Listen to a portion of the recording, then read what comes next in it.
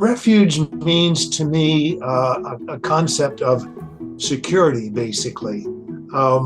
The idea that whether it be a physical space or a psychological one or even a spiritual one, that you're in a place where you feel comfortable.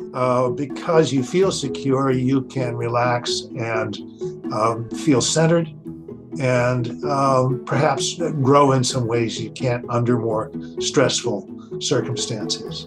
I learned about what refuge really meant and could mean to me from being with. I don't want to use the word observing, though of course I was, but being with the folks who inhabited first Camp Quixote and then Quixote Village, and what our job was about at that time was to provide them a physical refuge, a house in Quixote Village with a key that turned and for a lock. And I learned that over time, providing that allowed folks to become more centered and to see themselves as able to grow, to make change, to in many cases resume the more secure life that they had once had.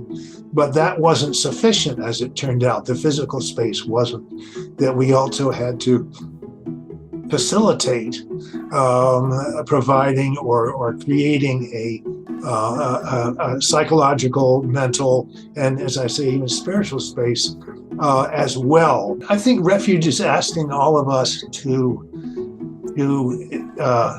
keep that feature of change in front of us as well. For us to truly become a welcoming community, us being OUUC, is huge. That we need to constantly come out of our refuge to welcome others that we may perceive even as a threat.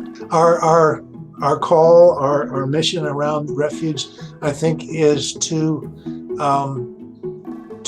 engage in the ways that we can to expand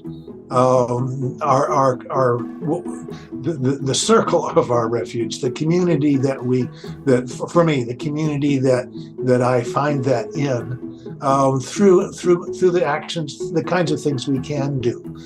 Each one of us has our own skill sets and our own limitations, but all together as a community, we add up to a pretty strong body of effort when we put our minds to it, or our money, or our planning, and we can do incredible things.